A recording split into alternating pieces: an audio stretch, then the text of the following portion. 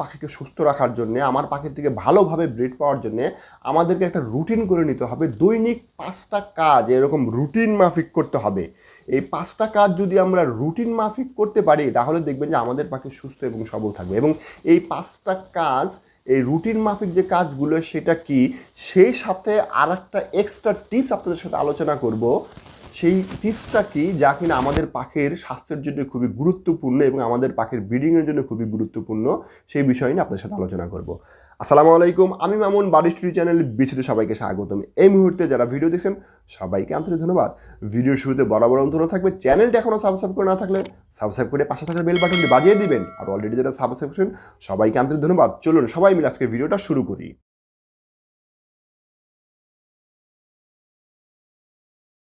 আমরা ছাত্র থাকতে পারি, গৃহিণী থাকতে পারি, বেকার থাকতে পারি, কিংবা আমরা অফিসে কাজ করতে পারি, অর্থাৎ চাকরিজীবী থাকতে পারি। আমরা যে যাই করি না কেন পাখির জন্যে এই 5টা টিপস বা 6টা টিপস আমাদেরকে মেনে চলতেই হবে। তা না হলে কিন্তু আমাদের পাখিকে বাঁচানো সম্ভব হয় না। তার 1 নম্বর হচ্ছে পাখিকে পর্যবেক্ষণ করা। অর্থাৎ আমরা আমাদের পাখিকে প্রতিদিন সকালে কিংবা সন্ধ্যার সময় পর্যবেক্ষণ করতে হবে যে আমাদের পাখি ঠিক আছে কিনা। যদি আমরা পর্যবেক্ষণ করি তাহলে আমাদের যেটা সুবিধা হবে, পাখি কোনটা অসুস্থ কোনটা সুস্থ সেই বিষয়ে আমরা খুব সহজে দেখতে পারি। অর্থাৎ পাখির যে মুভমেন্ট আছে, পাখির যে ফিজিক্যাল অ্যাপিয়ারেন্স আছে, সেই সাথে পাখির যে ড্রপিংস আছে, এগুলো আমাদেরকে পর্যবেক্ষণ করতে হবে। এই বিষয়গুলো যদি আমরা পাখির পর্যবেক্ষণ করতে পারি তাহলে আমরা আর্লি স্টেজে পাখির যে রোগ হচ্ছে কিনা, পাখির কোনো সমস্যা হচ্ছে কিনা, এই বিষয়গুলো আমরা কিন্তু জানতে পারি। আর এই বিষয়গুলো যখন আমরা খুব সহজে জানতে পারবো, ধরতে পারবো, তাহলে আমাদের পাখির মর্টালিটির হার কমে যাবে এবং আমাদের পাখি সুস্থ সবল থাকবে এবং আমাদের পাখি দীর্ঘজীবী হবে। 2 নাম্বার যে জিনিসটা আমাদেরকে প্রাত্যহিক রুটিন করে নিতে হবে সেটা হচ্ছে পাখির যে ফিড আছে সেগুলোকে চেক করতে হবে। অর্থাৎ পাখির যে খাবার আছে সেগুলো চেক করতে হবে, সেই সাথে পাখির পানের পাত্রগুলো সেগুলো চেক করতে হবে। দেখেন, আমরা অনেকে আছে চাকরি করি, আমরা কী করি, একটা পাত্রেতে পাখিকে খাবার দিয়ে দিই, 2-3 দিনের খাবার দিয়ে দিই। এখন ওই যে পাখি যখন খাবারটা খায় তার চুকলা কিন্তু উপরে পড়ে থাকে, ভেসে থাকে, এবং আমরা মনে করি যে পাখির খাবার আছে, কিন্তু ধরে দেখবেন যে শুধু ঝুরঝুর ঝুরঝুর করতেছে, নিচে পাখিকে নাই। অথচ এই 2-3 দিন পাখি ঠিক মতো খেতেই পারে না। আর পাখি ঠিক মতো খেতে না পারলে কিন্তু পাখির বিভিন্ন ধরনের সমস্যা হয়ে যায়। এই জন্য পাখির যে ফিড আছে, পাখির যে খাবার আছে, পাখির যে পানির পাত্রগুলো আছে, এগুলো কি করতে হবে, নিয়মিত চেক করতে হবে। সঠিকভাবে তাকে যথাযথ সময় সিড মিক্সগুলো দিতে হবে, বা পাখির যে খাবারগুলো আছে এগুলো সঠিক সময় দিতে হবে এবং সঠিক সময় বের করতে হবে। সেটা এগ ফুড হতে পারে, সফট ফুড হতে পারে, শাকসবজি হবে, বিভিন্ন রকমের যে খাবারগুলো আছে এগুলোকে সঠিক সময় দেওয়া এবং সঠিক সময় বের করতে হবে। 3 নাম্বার যে রুটিন আমাদেরকে করতে হবে, বিশেষ করে পাখির যখন বাচ্চা হবে সে তখন আমাদেরকে করতে হবে, সেটা হচ্ছে পাখির বাচ্চাদেরকে চেক করতে হবে। তো বাচ্চাদেরকে যে বিষয়গুলো চেক করতে হবে সেই বিষয়গুলো আমি একটু খাতায় নোট করে রেখেছি, কারণ সব সময় তো আর মানে ব্রেনে আসে না, যার কারণে নোট করে রাখছি। সেটা হচ্ছে পাখিকে ঠিকমতো খাওয়াচ্ছে কিনা। অর্থাৎ দেখা যাচ্ছে যে আমার ককাটেল পাখি আছে, তার বাবা মা পাখিকে ঠিকমতো খাওয়াচ্ছে কিনা। না খাওয়ালে যদি আমার বেশি পাখি থাকে ফস্টারিং করা যায় কিনা, লাভবার্ডকে ফস্টারিং করা যায় কিনা, বা দামি মিউটেশন পাখি ফস্টারিং করানো যায় কিনা, কিংবা হ্যান্ড ফিডিং করানো যায় কিনা, সেই বিষয়গুলো আমাদেরকে লক্ষ্য রাখতে হবে। অর্থাৎ আমার বাচ্চাকে ঠিকমতো খাওয়াচ্ছে কিনা সেটা দেখতে হবে। তারপর যে বাচ্চা ভেজা কিনা, অর্থাৎ দেখা যায় যে পাখির যদি আমরা খাবার দেই, সফটফুড জাতীয় খাবার দেই, সেইগুলো পাখিকে খাওয়ানোর পরে তার যে পায়খানা করে, পটি করে, যার কারণে পাখির বুকগুলো বা পিছনগুলো ভিজা কিনা, সেগুলো আমাদেরকে অবজার্ভ করতে হবে। 3 নাম্বার যেটা হচ্ছে আপনার বাচ্চার পা বেঁকে যাচ্ছে কিনা। এই যে বাচ্চার পাটা যে বেঁকে যায় না, স্প্লিট লেগ বলে, এটা কিন্তু প্রাথমিক পর্যায়ে যদি আমরা ধরতে পারি তাহলে কিন্তু খুব সহজেই আমরা আমাদের এই পাখিকে সারভাইভ করতে পারি। তাহলে পাখিকে পর্যবেক্ষণ করতে হবে, সাথে পাখির বাচ্চাকেও পর্যবেক্ষণ করতে হবে এই বিষয়গুলো ধরার জন্যে। আপনার 4 নম্বর হচ্ছে পাখির নাক বন্ধ হয়ে যাচ্ছে কিনা। দেখবেন যে পাখি যখন নাকি খাবার খাওয়ায় তখন বাচ্চার দেখবেন যে নাকগুলো অনেক সময় যে সফট ফুড আছে বা বিভিন্ন ধরনের খাবারের যে মানে অর্ধ হজম হওয়া যে খাবারগুলো আছে সেগুলো লেগে লেগে পাখির নাকগুলো বন্ধ হয়ে যাচ্ছে, বাচ্চার নাকটা বন্ধ হয়ে যাচ্ছে। ফলশ্রুতি দেখা যায় যে পাখির নিঃশ্বাস বন্ধ হয়ে কিন্তু এক্সপায়ার হওয়ার সম্ভাবনা থাকে। তাই পাখির বাচ্চা এই খাবার পাখির নাক বন্ধ হয়ে যাচ্ছে কিনা সেগুলোকে আপনি কী করতে হবে, অবজার্ভ করতে, পর্যবেক্ষণ করতে হবে।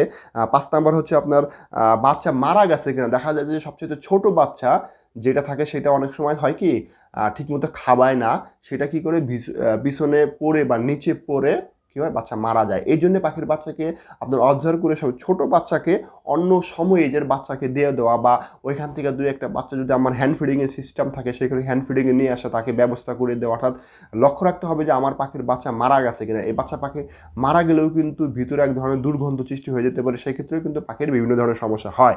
এবং 6 নম্বর হচ্ছে আপনার নেস্টিং মেটেরিয়াল পরিবর্তন করা। অর্থাৎ দেখা যায় যে আমার পাখি 4-5টা বাচ্চা আছে বা 2-3টা বাচ্চা আছে, বাচ্চার পেট খারাপ হয়ে গেছে, পায়খানা করতেছে, নেস্টিং মেটেরিয়ালগুলো নষ্ট হয়ে যাচ্ছে। এই যে নেস্টিং মেটেরিয়াল যে নষ্ট হয়ে যাচ্ছে, এই নষ্ট নেস্টিং মেটেরিয়াল থাকলে পাখির বাচ্চার মারা যাওয়ার চান্স আরও বেশি থাকে। তাই নেস্টিং মেটেরিয়ালগুলো পরিবর্তন করে দিতে হবে।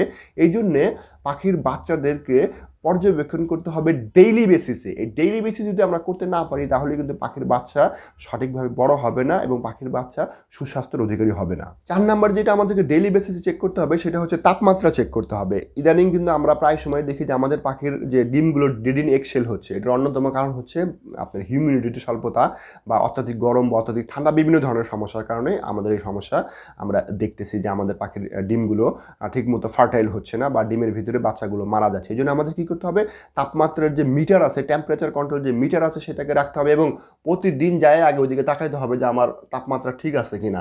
বা আপনি যদি বড় সেট আপ থাকেন, ওই ভিতরে ঢুকে দেখবেন যে আপনি ঠিকমতো নিঃশ্বাস নিতে পারতেছেন কিনা, ওইখানে একদম গোমট ভাব আছে কিনা, সেক্ষেত্রেও কিন্তু এই জিনিসটা খুব সহজে কন্ট্রোল করা যায়। অর্থাৎ তাপমাত্রা কন্ট্রোল করা খুবই গুরুত্বপূর্ণ আমার পাখিতে যদি আমি সুন্দরভাবে যথাযথভাবে ব্রিড নিতে চাই। আর এই তাপমাত্রার জন্য আমরা স্বাভাবিক যে তাপমাত্রাটা পাখির সুন্দরভাবে ব্রিড করার জন্য 23 থেকে 28 ডিগ্রি তাপমাত্রা একটা মানানসই তাপমাত্রা, এর 2-1 ডিগ্রি বেশি হলে বা কম হলে পাখি খুব ভালোভাবে সার্ভাইভ করতে পারে। আর হিউমিডিটিটা হচ্ছে খুবই গুরুত্বপূর্ণ। এই হিউমিডিটির সমস্যা যদি থাকে তাহলে কিন্তু পাখির ডিমগুলো নষ্ট হওয়ার চান্স বেশিরভাগ থাকে। আর হিউমিডিটি হতে হবে 50 থেকে 70-এর মধ্যে হলে আমাদের পাখির যে হিউমিডিটির জন্য দরকার সেটা খুবই সুন্দর এবং চমৎকার, বিশেষ করে পাখির ডিমের মধ্যে বাচ্চাগুলো বড় হওয়ার জন্য। 6 নম্বর যে বিষয়গুলো আমাদেরকে প্রাত্যহিকভাবে রুটিন করে নিতে হবে সেটা হচ্ছে ডিমগুলো অবজার্ভ করা। এখন আমরা যারা নতুন পাখি পালি আমরা কিন্তু এটা খুব করতে সমস্যা হয়ে যায় যে পাখি যখন নাকি ডিমগুলো যখন নাকি তা দিচ্ছে তখন আমরা কী করি, পাখিকে সরায় হেরে ডিমগুলো চেক করতে যাই। এটা কিন্তু পাখি বিরক্ত হয়ে ডিমে তা দেওয়া ছেড়ে দেয় আর বলে যে অমুক ভাই বলছে যে পাখি প্রত্যেকদিন ডিম চেক করার জন্য। প্রত্যেকদিন ডিম চেক করার কারণে তো আমার পাখি ডিমে তাই দিচ্ছে না, ওই লোকটা ভালো না বা ওই ধরনের কারণে, এই ধরনের বিভিন্ন ধরনের ব্লেম কিন্তু আমরা বিভিন্ন সময় করে থাকি। তো ডিম চেক করার কিছু পদ্ধতি আছে, সেটা হচ্ছে পাখি যখন নাকি খাবার খেতে যাবে তখন চেষ্টা করবো আমরা ডিম চেক করতে। এছাড়া আমরা যদি এমনভাবে বক্সটাকে সেট করতে পারি যে আমরা যদি খাঁচার থেকে দেখতে পারি বা খাঁচার বাহিরে যদি আমরা বক্সকে সেট আপ করে দিতে পারি তখন কিন্তু আমরা খুব সহজেই পাখির ডিমকে চেক করতে পারি। এবং সেই সাথে যদি আমার অনেকগুলো পাখি থাকে তাহলে কন্টিনিউ বেসিসে কিন্তু আমরা ডিমের ফার্টালিটি চেক করতে হবে যে আমার পাখি ঠিকমতো ডিম দিচ্ছে কিনা, সেই ডিমের ফার্টাইল আছে কিনা, যদি আনফার্টাইল হয় সেগুলোকে ফেলে দিয়ে আবার পাখিকে নতুন করে ব্রিডিংয়ের সুযোগ করে দেওয়া।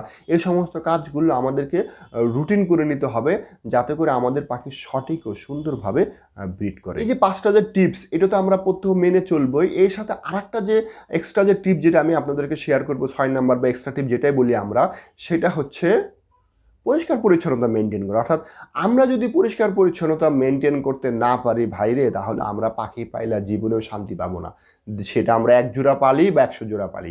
পরিষ্কার পরিচ্ছন্নতা পাখি পালার অন্যতম পূর্ব শর্ত। পরিষ্কার পরিচ্ছন্নতা ঠিক রাখলে পাখির সুস্থ থাকবে, পাখি সঠিকভাবে ব্রিড করবে, পাখির রোগ কম হবে, পাখি মারা যাবে কম, আরও অনেক বেনিফিট পাওয়া যায়। আর যারা আমরা লাভবার্ড পালন করতে চাই তাহলে তো পরিষ্কার পরিচ্ছন্নতা 100% না হলে পাখির পক্স হতে পারে, বা আমরা যদি ককাটেল পালন করতে চাই তাহলে পাখির পেট খারাপ হয়ে যেতে পারে, কিংবা আমরা যদি আপনার বাজিগর পালন করতে চাই তাহলে পাখির বিভিন্ন ধরনের পেটের সমস্যার জন্য সমস্যা হতে পারে। অর্থাৎ যে কোনো পাখি পালি না কেন আমরা, সব পাখির জন্য পরিষ্কার পরিচ্ছন্নতা খুবই গুরুত্বপূর্ণ। এই যে 5টা টিপস আমরা বললাম, এই 5টা টিপ যদি আমরা আমাদের রেগুলার মেনটেন করতে পারি, সেই সাথে যদি আমরা আমার এই 6 নাম্বার টিপসটাও যদি 100% ইমপ্লিমেন্ট করতে পারি, আশা করা যায় আমাদের পাখি সুস্থ সবল থাকবে, সুন্দরভাবে ব্রিড করবে।